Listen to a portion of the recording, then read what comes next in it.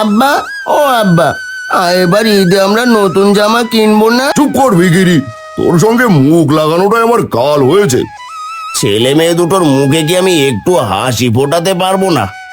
হবিবপুর নামক একটি গ্রামে বিশাল এক মসজিদ রয়েছে, আর সেই মসজিদের পাশেই রয়েছে গ্রামের সব থেকে ধনী ব্যক্তি শাহজাহান বাবুর বাড়ি। শাহজাহান বাবুর একমাত্র ছেলে রিফাত। অন্যদিকে গ্রামের রাসেল বাবুর বাড়ি। রাসেল বাবু জমিতে চাষবাস করে আর তার সংসার চালান। তার একটি ছেলে ও একটি মেয়ে রয়েছে। রাসেল বাবুর মেয়ের নাম রীতা ও ছেলের নাম বিল্টু। রিফাত, রীতা, বিল্টু সবাই আলাদা আলাদা পরিবারের হলেও তারা ছোটবেলা থেকে একই গ্রামে বেড়ে উঠেছে। একদিন রিফাত, আরে ও রিফাত, কোথায় গেলি রে? হ্যাঁ আব্বা, বলো কি হয়েছে? আজকে তো রোজা করেছিস, বল ইফতারে কি খাবি? আব্বা, তুমি আমার জন্য কিছু ভালো ভালো ফল আর কিছু তেলেভাজা নিয়ে এসো না। আচ্ছা বেশ, তাই হবে, তবে এখন আমি বাজারে গেলাম। এই বলে শাহজাহান বাবু বাজার করতে গেলেন। অন্যদিকে বিল্টু, আরে ও বিল্টু। কি হয়েছে আব্বাজান? তুমি আমারে বলো। কেন, বিল্টু কোথায়? দাদা একটু বাইরে খেলা করতে গেছে। আচ্ছা মা, ঠিক আছে, আমি মাঠে গেলাম চাষের কাজে। ফেরার পথে দেখি তোদের ইফতারের জন্য কি নিয়ে আসতে পারি। আজ তো তোরা দুই ভাই বোনই রোজা রেখেছিস। হ্যাঁ আব্বা, তুমিও তো রোজা রেখেছো। ওরে, আমার কথা তোর চিন্তা করতে হবে না। যাই হোক, আমি এখন চললাম। ঠিক আছে আব্বা। তারপর রাসেল বাবু তার জমির দিকে গেলেন চাষের কাজে। তখন প্রায় সন্ধে ঘনিয়ে এসেছে। কি ব্যাপার, নরেন্দ্র বাবুর তো টাকা দিতে আসার কথা ছিল, তিনি এখনো এলেন না। ওনার কাছে প্রায় 500 টাকা পাই। ভেবেছিলাম আজকে ওই টাকা দিয়ে ছেলে মেয়ে দুটোর জন্য কিছু ফল নিয়ে যাব, মনে হচ্ছে তার হলো না। রাসেল বাড়ি ফিরে যেতে থাকলো। বাড়ি ফিরে যাওয়ার পথে হন্তদন্ত হয়ে শাহজাহান বাবু বাজার করে ফিরছিলেন। ঠিক সেই সময় রাসেলের সঙ্গে শাহজাহান বাবুর ধাক্কা লেগে যায়। হায় আল্লাহ, হায় হায় হায়, এ কি সর্বনাশ হলো! এই ভিখারি গায়ে গন্ধ, ঘাম ভর্তি, আর এর সাথে কিনা আমার গায়ের সংঘর্ষ হলো। ছি ছি ছি ছি ছি ছি, এই ফলগুলো আমার ছেলেটা ইফতারে খাবে, এখন তো দেখছি পুরোটা সবই নষ্ট হয়ে গেল। শাহজাহান বাবু, এ আপনি কি বলছেন? আমি মাঠ থেকে ফিরছি বলে আমার গা থেকে এরকম ঘাম ঝরছে, তাই বলে বা আমার সংস্পর্শে আসা এই ফলগুলো ইফতারের অযোগ্য হয়ে যাবে, আমি কল্পনাও করতে পারিনি। চুপ কর ভিখিরি, তোর সঙ্গে মুখ লাগানোটাই আমার কাল হয়েছে। আবার আমাকে বাজারে যেতে হবে, নতুন করে বাজার করতে হবে।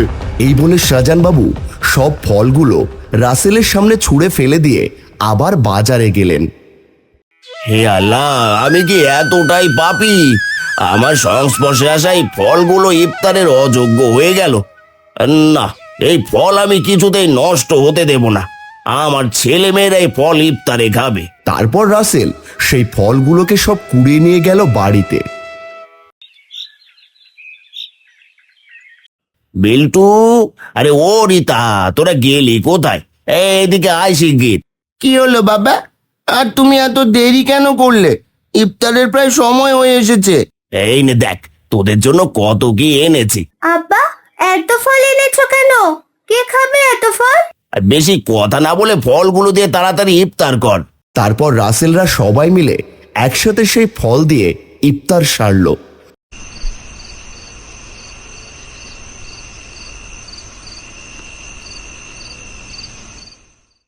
পরদিন সকালবেলা নরেন্দ্রবাবু এলেন রাসেলদের বাড়িতে।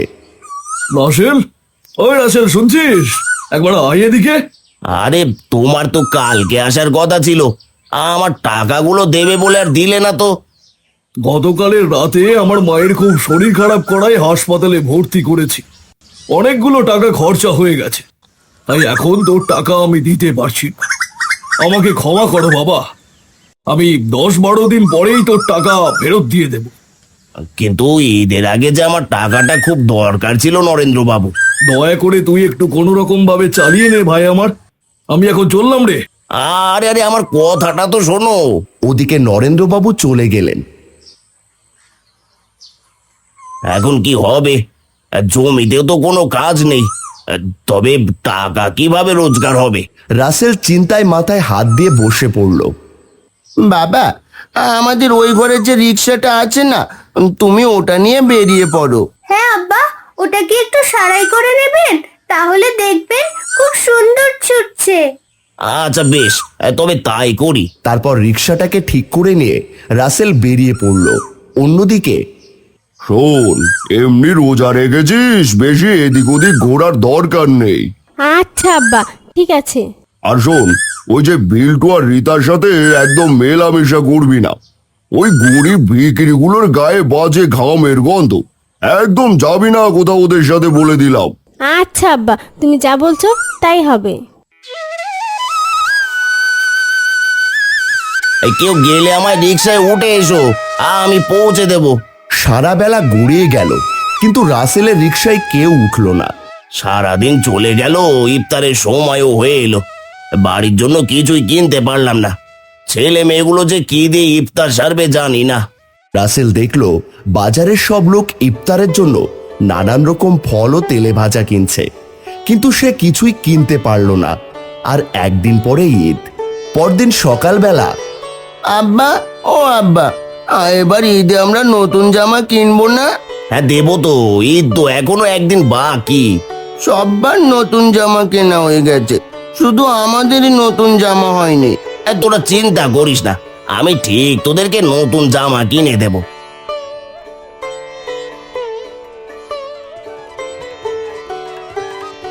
দেখ, তোর জন্য কত জামা এনেছি, এই নে ধর। এসব আমার? হ্যাঁ রে বেটা। দাঁড়াও আব্বা, আমি এই জামাগুলো আমার বন্ধুকে দেখিয়ে আসি। শাহজাহানবাবুর একমাত্র ছেলে রিফাত তার জামাগুলো বন্ধুকে দেখিয়ে আনতে গেল।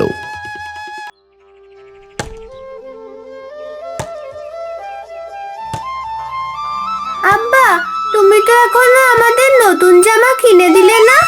আজ তো ঈদ। দেখেছিস, কাজের চাপে আমার একটুও মনে নেই। আমি এখনই তোদের জন্য নতুন জামা কিনে আনতে যাচ্ছি। অন্যদিকে রাসেল মনে মনে বলতে থাকে, হাই আল্লাহ, আমি এখন কোথায় টাকা পাবো? আমার কাছে যে ওদেরকে ঈদের নতুন জামা কাপড় কিনে দেওয়ার মতো কিচ্ছু নেই। ছেলে মেয়ে দুটোর মুখে কি আমি একটু হাসি ফোটাতে পারবো না? তারপর রাসেল বাজারের দিকে গেল। একটি দোকানে গিয়ে সে জামা কাপড়ের দাম জিজ্ঞেস করছে। ঠিক এমন সময় সে পেছন ফিরে তাকিয়ে দেখলো শাহজাহানবাবু রাস্তা পার হচ্ছেন, আর একটি লরি ডান দিক থেকে খুব জোরে ছুটে আসছে তার দিকে। ঠিক তখনই রাসেল হাত থেকে জামা ফেলে দিয়ে দৌড়ে ছুটে গেল সেদিকে এবং শাহজাহানবাবুকে একটানে সরিয়ে নিয়ে এলেন রাস্তার ধারে। শাহজাহান বাবু, আপনি ঠিক আছেন তো? আমাকে ক্ষমা করবেন, আপনার প্রাণ রক্ষা করার জন্য আমি আবার আপনার সংস্পর্শে চলে এলাম। ওরে, তুই আজ আমায় প্রাণে বাঁচালি। আমি তোকে কি না কি বলে অপমান করেছিলাম। পারলে আমায় ক্ষমা করে দিস। আজ তোর জন্য আমার জীবন বাঁচলো। আজ এই ঈদের দিনে আল্লাহ আমার চোখে আঙুল দিয়ে দেখিয়ে দিল আমি ভুল, তুই ঠিক। আমাকে ক্ষমা করে দে। এরকম করে বলবেন না শাহজাহান বাবু। বল, তোর কি চাই? আমার কোনো চাওয়া নেই। আজ থেকে আমরা ভাই ভাই, আমার কাছে কোনো দ্বিধা রাখিস না। বল বল, তোর কি চাই? আমার কিছু চাই না। যদি কিছু দিতেই হয়, তবে আমার ছেলে মেয়ে দুটোকে একটু জামা কিনে দিন। এবার ঈদে আমি ওদেরকে কিছুই দিতে পারিনি। বেশ, তবে তাই হোক। তারপর শাহজাহানবাবু ব্যাগ ভরে রাসেলকে জামা কাপড়, ফল, মাংস আরো অনেক কিছু বাজার করে দিলেন। আজকে আমরা সবাই একসঙ্গে মিলে ঈদ কাটাবো। সত্যি? হ্যাঁ সত্যি, আজ থেকে তুই আমার ভাই। এই বলে তারা দুজন দুজনকে জড়িয়ে ধরলো। এভাবেই মনের মধ্যে দ্বিধা না রেখে সকলে সকলের সঙ্গে খুব ভালোভাবে ঈদ পালন করলো। সকলকে জানাই ঈদ মোবারক।